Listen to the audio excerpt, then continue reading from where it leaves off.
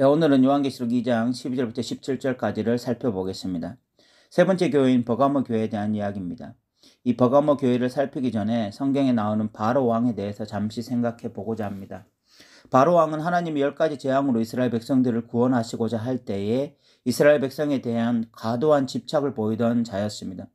물론 이스라엘 민족의 숫자가 어마어마했고 애굽의 노동력의 상당 부분을 차지했기 때문에 이 이스라엘에 대한 집착은 어느 정도 이해가 갑니다. 그런데 그 집착이 도를 넘어 이 애굽이 망해가는데도 이스라엘을 포기하지 못합니다.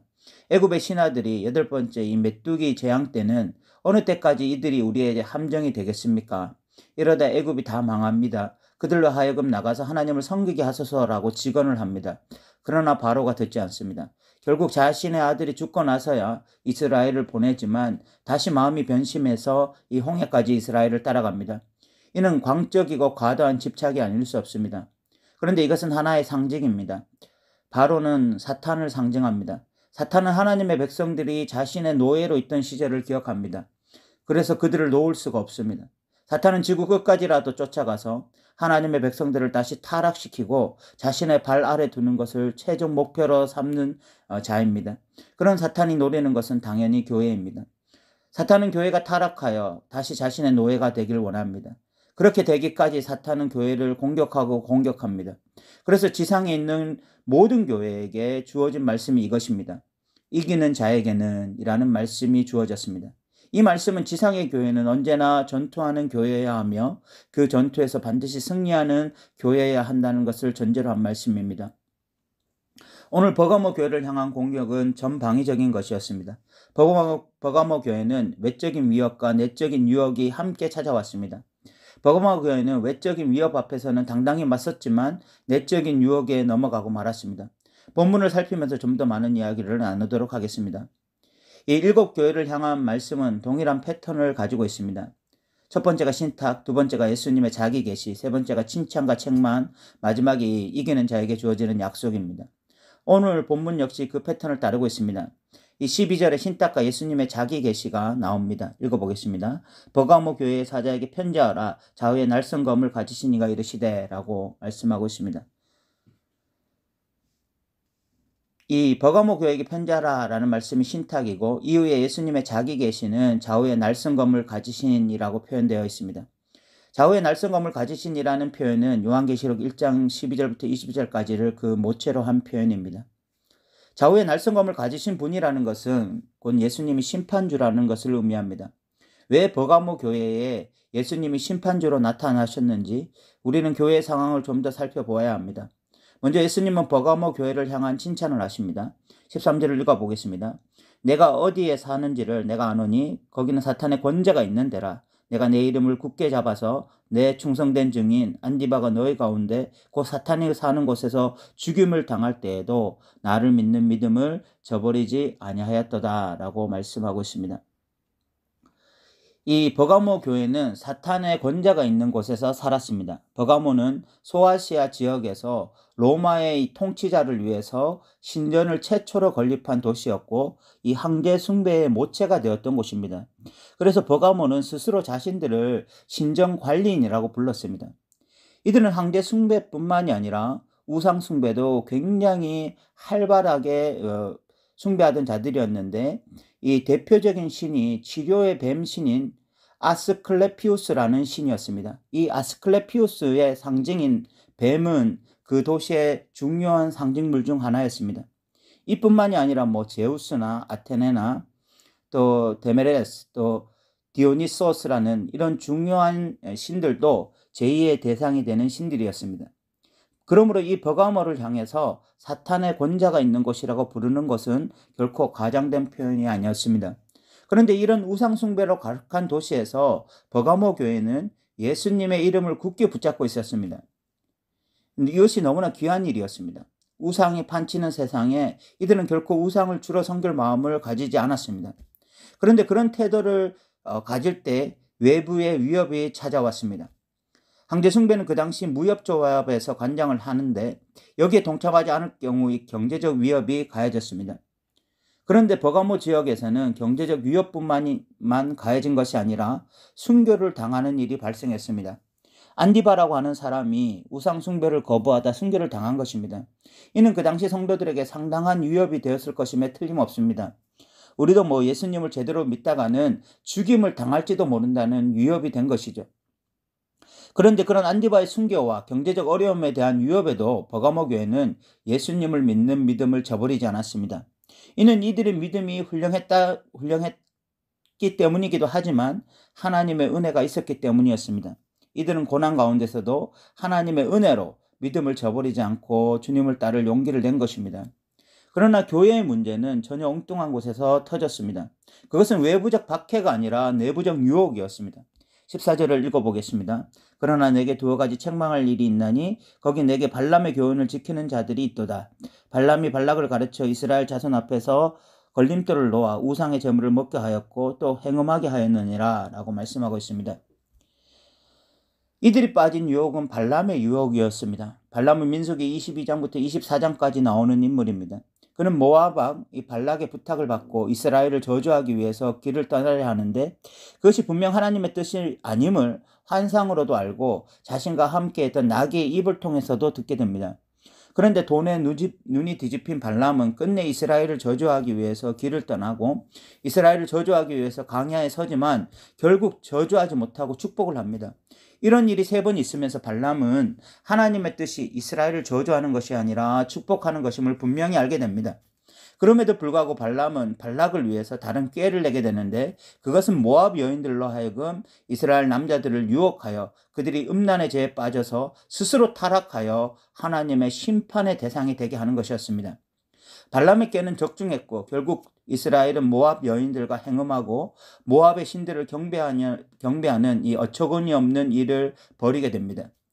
발람이 한 짓은 외부적으로는 저주할 수 없으니까 내부적으로 그들을 유혹하여 결국 하나님의 심판이 대상이 되게 하는 것이었습니다.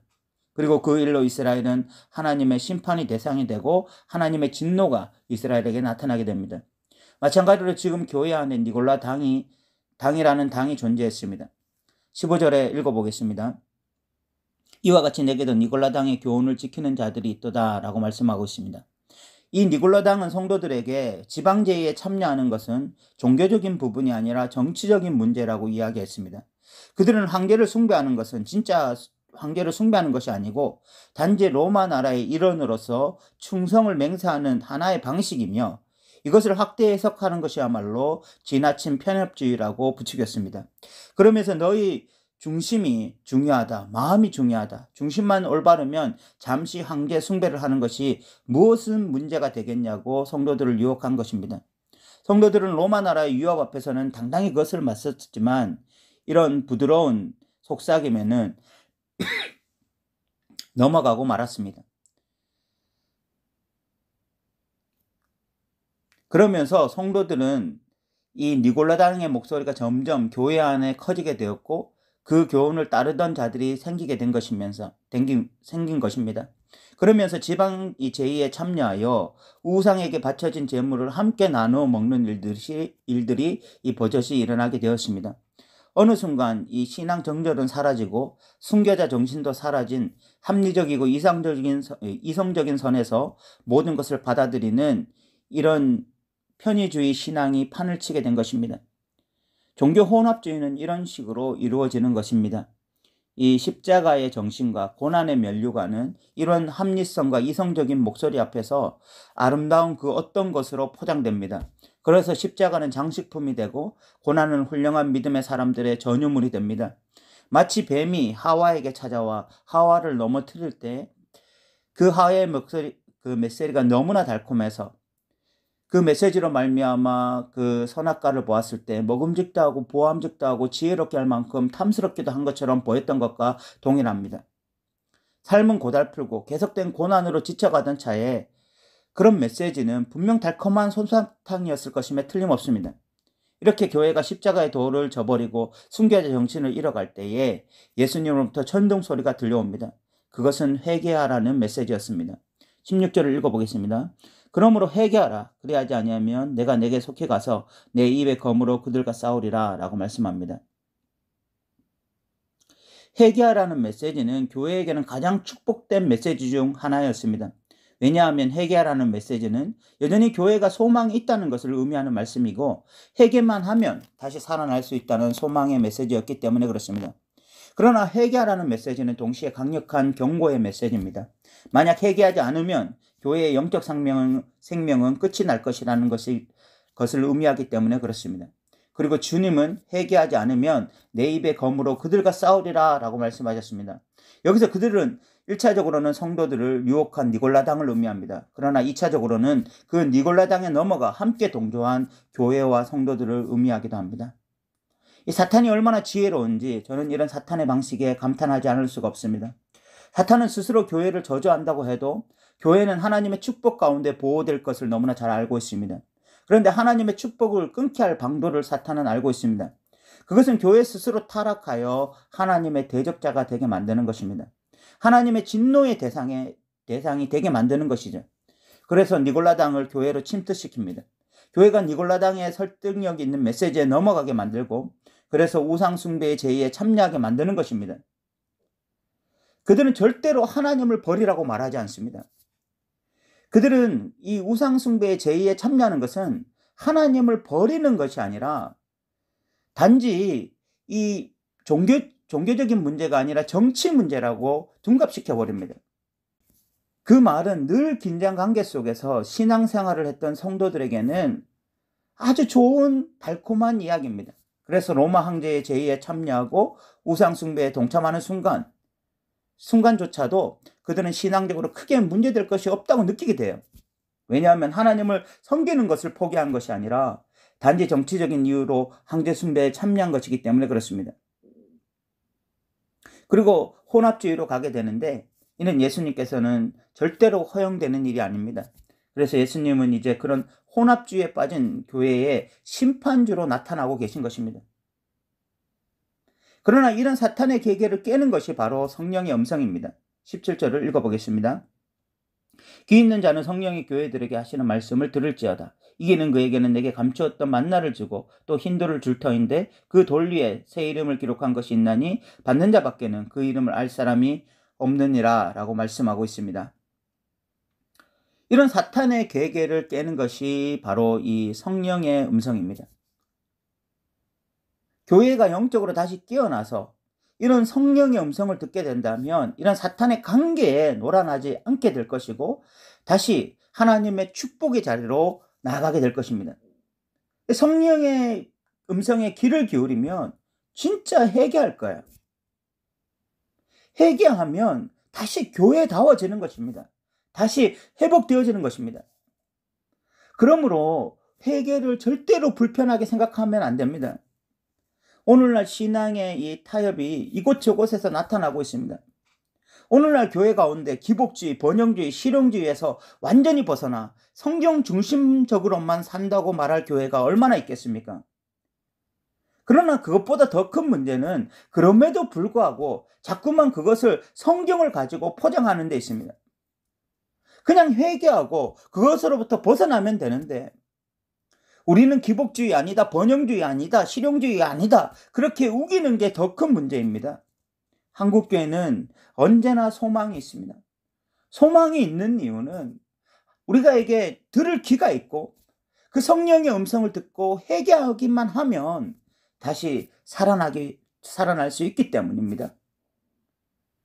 그래서 우리 한국교회가 늘 성령의 귀에, 성령의 음성에 민감할 귀를 가지기를 기도했으면 좋겠고 회개의 영이 늘 우리를 사로잡기를 기도했으면 좋겠습니다. 그리고 이기는 자에게 주시는 약속이 두 가지인데 하나가 감추었던 만나를 주신다는 것과 흰 돌을 주시겠다는 것입니다. 감추었던 만나는 하나님으로부터 오는 양식을 의미합니다. 지금 종교적 제의에 참여해서 우상의 제물을 먹고 있는 자들은 도저히 알지 못하는 하나님으로부터 오는 양식을 주시겠다는 것입니다. 또 흰돌을 주시겠다고 말씀하는데 이 흰돌은 요한계시록 19장 14절에서 또 희고 깨끗한 세마포 옷을 말하고 있습니다. 이 요한계시록에서 희다는 것은 순결을 의미합니다. 그러니까 이 흰돌을 주시겠다고 말씀하시는 것은 혼합주의에 물들지 않고 순결하게 하나님만 섬겼던 자들에게 주어지는 영광스러운 면류관을 의미합니다. 그 돌 위에 새 이름이 기록되어 있다고 말을 하는데 이는 아마 영적 이스라엘이라는 새 이름이 적혀 있을 것입니다. 이제 말씀을 마무리하고자 합니다. 오늘은 이 버가모 교회에 대해서 살펴보았습니다. 예수님이 심판주의 모습을 하신 것은 버가모 교회가 외부적 위협은 잘 이겨내었지만 내부적 유혹에 넘어갔기 때문입니다. 교회는 예수님의 심판의 대상이 아니라 구원의 대상이 되어야 합니다. 그러므로 성령의 음성을 다시 듣고 회개하여 오직 주님만 섬기는 버가모 교회가 되어야 했습니다. 우리 역시 외부적 위협이 아니라 내부적 유혹에 넘어갈 수 있습니다. 우리 자신을 잘 살펴보았으면 좋겠습니다. 우리 교회가 진정 이 내부적 유혹으로부터 승리하고 있는 교회인지를 잘 살펴보았으면 좋겠습니다. 그리고 우리가 내부적 유혹에 넘어간다 할지라도 다시 성령의 음성에 민감하여 회개하고 돌이키면 됩니다. 그러면 다시 우리가 영적 감각이 살아나서 하나님만 섬기는 교회로 나아가게 될 것입니다. 더 누린 교회가 그런 귀한 교회 되기를 소망합니다. 오늘도 들어주셔서 감사합니다.